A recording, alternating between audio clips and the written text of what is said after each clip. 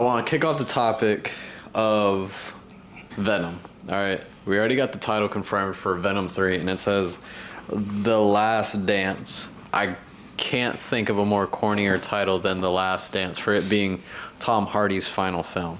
All right. The thing here, though, is Kevin Feige is open to using Tom Hardy's Venom in Secret Wars. So even though it's Tom Hardy's final film, I think the character Venom in that specific universe, wherever the fuck his universe is going to possibly be used in Secret Wars.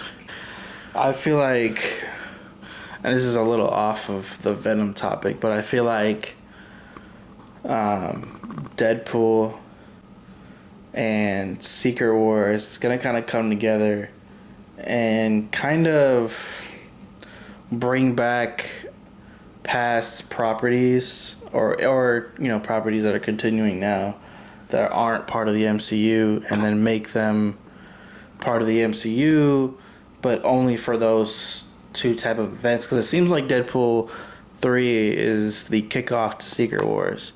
At least that's what I'm kind of getting from it. But I feel like Deadpool 3 is just focusing on the past Fox projects, or at least the past X-Men projects, basically. And then Secret Wars, I feel like it's going to focus on bringing back a lot of the old Marvel projects, like the old Spider-Man projects, or not projects, but Tobey Maguire coming back. I would assume Hugh Jackman, also joining Secret Wars. No, I feel like he's got it. Yeah.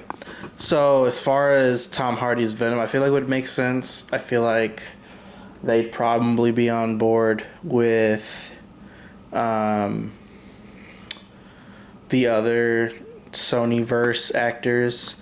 Because, none of their...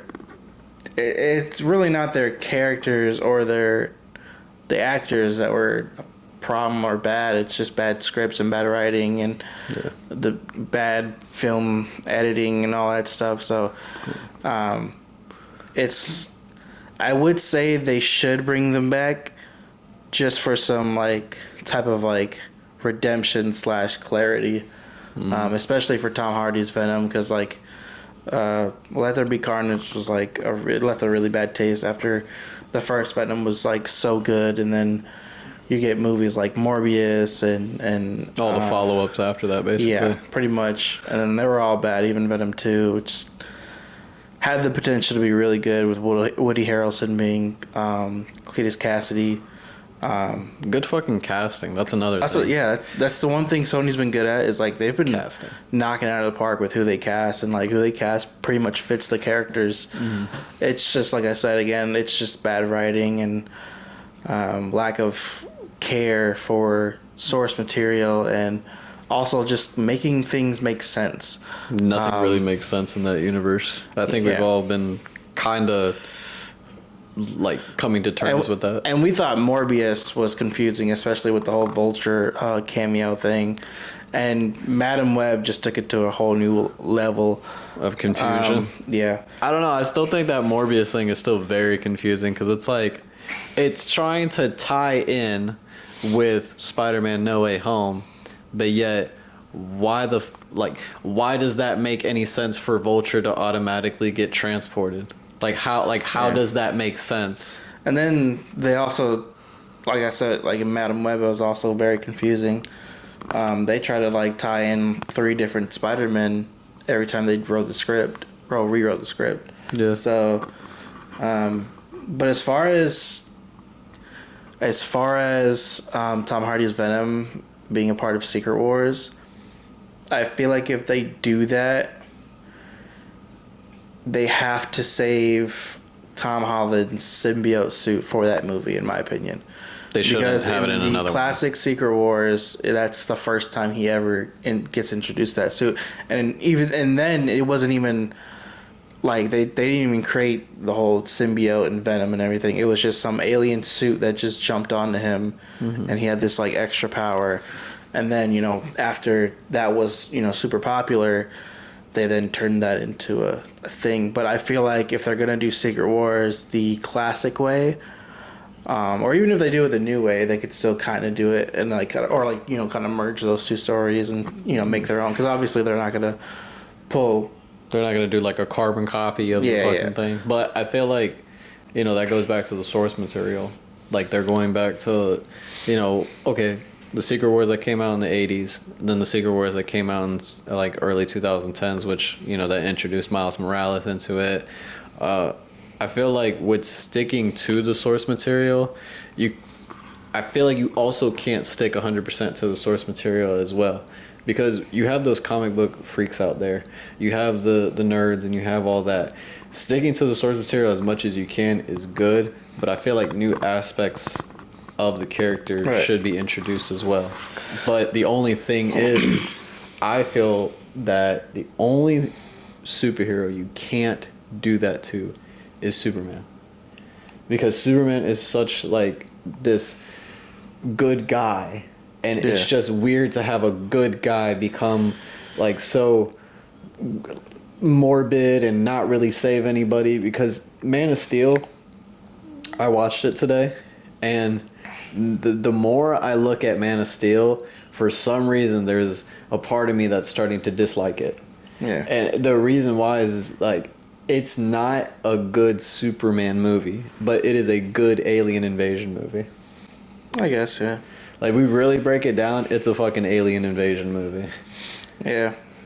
And that's not a good Superman, because at the end of the day, it's like Superman is this person who is consistently trying to save people because of like that, like the way he was brought up. Yeah. And the way he was brought up around good people, like the cats. If you were to personify Superman, he'd be the personification of hope.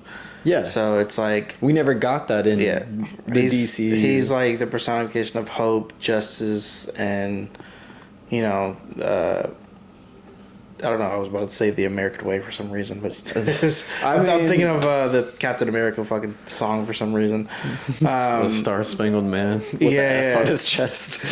So yeah, Superman. He's just a Boy Scout character, and it's kind of, I always love the parallel between Superman and Batman, because you have this character that's like larger than life, and he's so powerful, and then you have this human man. But they both have the same exact moral code.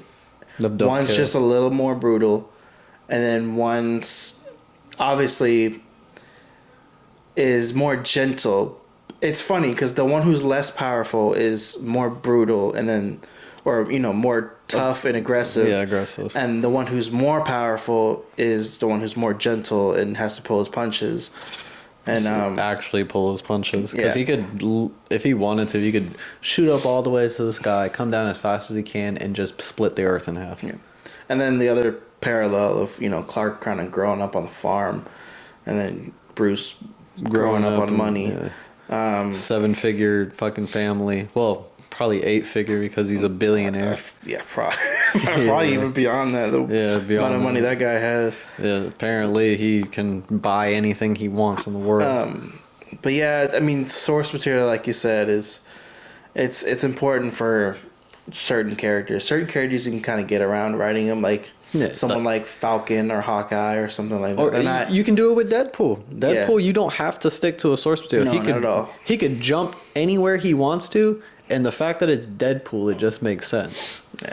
But certain things, like we were saying about Superman, but certain things we were also saying about Spider-Man characters, like there is no care for Sony to stick to source material. It's almost like they created the character themselves, so they have the power to do what they want. And if that was the case, then we can try and follow along here, but that's not. Yeah, they didn't. Yeah, so that's the problem, is them thinking they completely own that character so they can just do whatever they want. Yeah. It's like you only own the filming rights. You have no idea comic-wise what to do. Yeah, because there's tons of stories. I'm glad that at least the cartoon side and the video game. Well, no, I'll get to that. But the cartoon side and the comic side is still belonging 100% to Marvel, not to Sony. They just own the filming rights, the animation studio rights. Oh, you're talking about rights. Okay, I thought you were talking about in general.